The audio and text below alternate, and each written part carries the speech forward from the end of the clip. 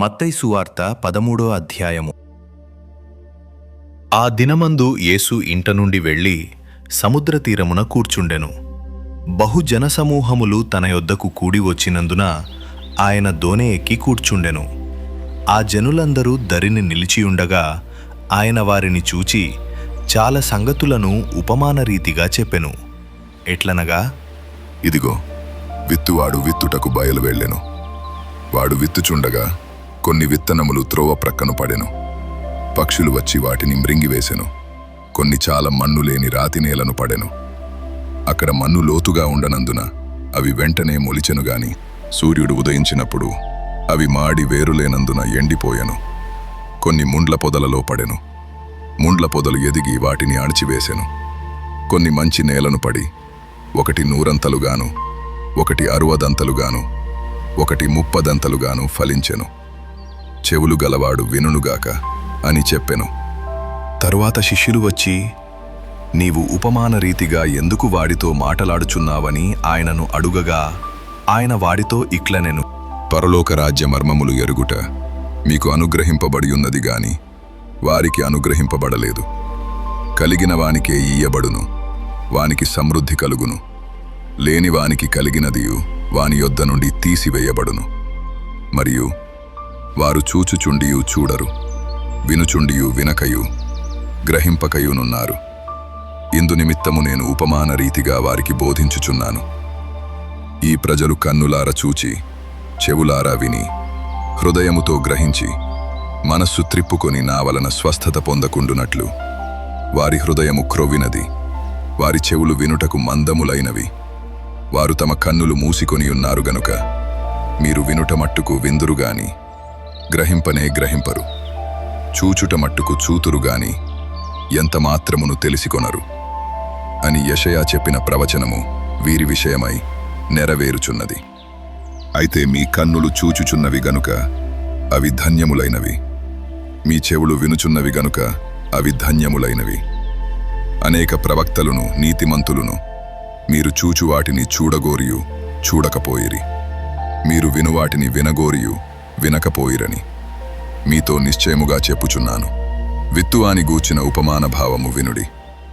ఎవడైనను రాజ్యమును గూర్చిన వాక్యము వినియు గ్రహింపకయుండగా దుష్టుడు వచ్చి వాని హృదయములో విత్తబడిన దానిని ఎత్తికొనిపోవును. త్రోవ ప్రక్కను విత్తబడినవాడు వీడే. రాతి నేలను విత్తబడినవాడు వాక్యము విని వెంటనే సంతోషముతో దానిని అంగీకరించువాడు. అయితే అతనిలో వేరు లేనందున అతడు కొంతకాలము నిలుచునుగాని వాక్యము నిమిత్తము శ్రమయైనను హింసయైనను కలుగగానే అభ్యంతరపడును. ముండ్ల పొదలలో విత్తబడినవాడు వాక్యము వినువాడే గాని ఐహిక విచారమును ధనమోహమును ఆ వాక్యమును అణచివేయును గనుక వాడు నిష్ఫలుడవును. మంచినేలను విత్తబడినవాడు వాక్యము విని గ్రహించువాడు. అట్టివారు సఫలులై ఒకడు 100 ఒకడు 60 ఒకడు 30 ఫలించును అనెను. ఆయన మరి ఒక ఉపమానము వారితో చెప్పెను. ఏమనగా, పరలోక రాజ్యము తన పొలములో మంచి విత్తనము విత్తిన ఒక మనుష్యుని పోలియున్నది. మనుష్యులు నిద్రించుచుండగా అతని శత్రువు వచ్చి గోధుమల మధ్యను గురుగులు విత్తిపోయెను. మొలకలు పెరిగి గింజ పెట్టినప్పుడు గురుగులు కూడా అగపడెను.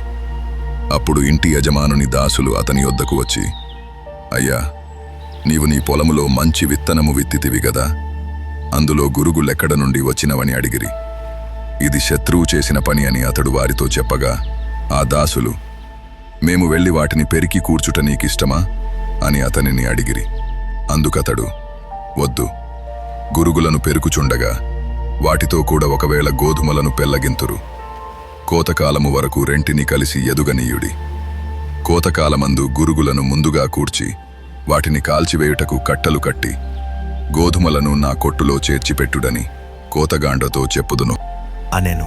ఆయన మరి ఒక ఉపమానము వారితో చెప్పెను. పరలోక రాజ్యము ఒకరు తీసుకొని తన పొలములో విత్తిన ఆవగింజను పోలియున్నది.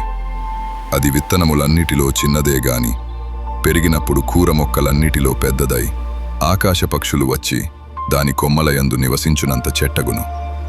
ఆయన మరి ఒక ఉపమానము వారితో చెప్పెను. పరలోక రాజ్యము ఒక స్త్రీ తీసుకొని పిండి అంతయు పులిసి పొంగు వరకు 3 కుంచముల పిండిలో దాచిపెట్టిన పుల్లని పిండిని పోలియున్నది. నేను నా నోరు తెరచి ఉపమాన రీతిగా బోధించెదను. లోకము పుట్టినది మొదలుకొని మరుగు చేయబడిన సంగతులను తెలియజెప్పెదను. అని ప్రవక్త చెప్పిన మాట నెరవేరునట్లు యేసు ఈ సంగతులనన్నిటినీ జనసమూహములకు ఉపమాన రీతిగా బోధించెను. ఉపమానము లేక వారికేమియూ బోధింపలేదు. అప్పుడాయన జనసమూహములను పంపివేసి ఇంటిలోనికి వెళ్ళగా ఆయన శిష్యులాయన యొద్దకు వచ్చి, పొలములోని గురుగులను గూర్చిన ఉపమాన భావము మాకు తెలియజెప్పుమనిరి. అందుకాయన ఇట్లనెను: మంచి విత్తనము విత్తువాడు మనుష్య కుమారుడు. పొలము లోకము. మంచి విత్తనములు రాజ్య సంబంధులు, గురుగులు దుష్టుని సంబంధులు. వాటిని విత్తిన శత్రువు అపవాది. కోత యుగ సమాప్తి. కోత కోయువారు దేవదూతలు. గురుగులు ఏలాగు కూర్చబడి అగ్నిలో కాల్చివేయబడునో అలాగే యుగ సమాప్తి అందు జరుగును. మనుష్య కుమారుడు తన దూతలను పంపును. వారాయన రాజ్యములో నుండి ఆటంకములగు సకలమైన వాటిని దుర్నీతిపరులను సమకూర్చి అగ్నిగుండములో పడవేయుదురు. అక్కడ ఏడ్పును పండ్లు కొరుకుటయును ఉండును. అప్పుడు నీతిమంతులు తమ తండ్రి రాజ్యములో సూర్యుని వలె తేజరిల్లుదురు. చెవులు గలవాడు వినుగాక. పరలోక రాజ్యము పొలములో దాచబడిన ధనమును పోలియున్నది. ఒక మనుష్యుడు దాని కనుగొని దాచిపెట్టి అది దొరికిన సంతోషముతో వెళ్ళి తనకు కలిగినదంతయు అమ్మి ఆ పొలమును కొనును. మరియు పరలోక రాజ్యము మంచి ముత్యములను కొనవెదకుచున్న వర్తకుని పోలియున్నది.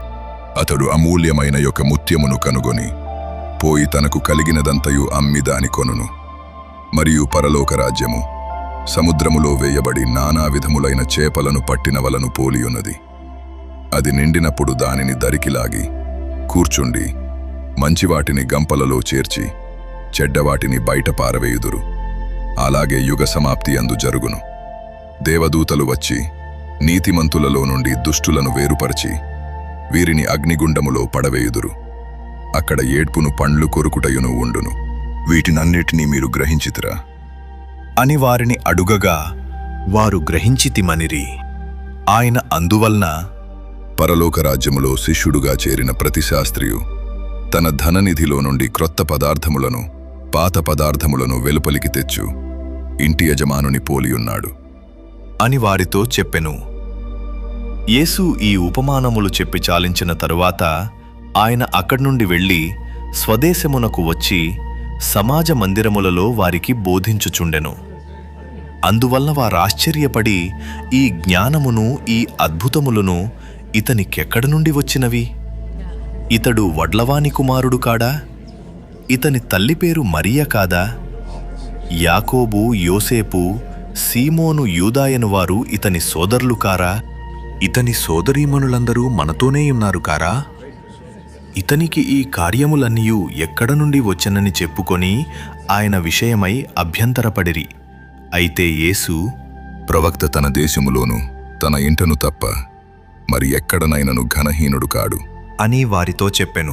వారి అవిశ్వాసమును బట్టి ఆయన అక్కడ అనేకమైన అద్భుతములు చేయలేదు.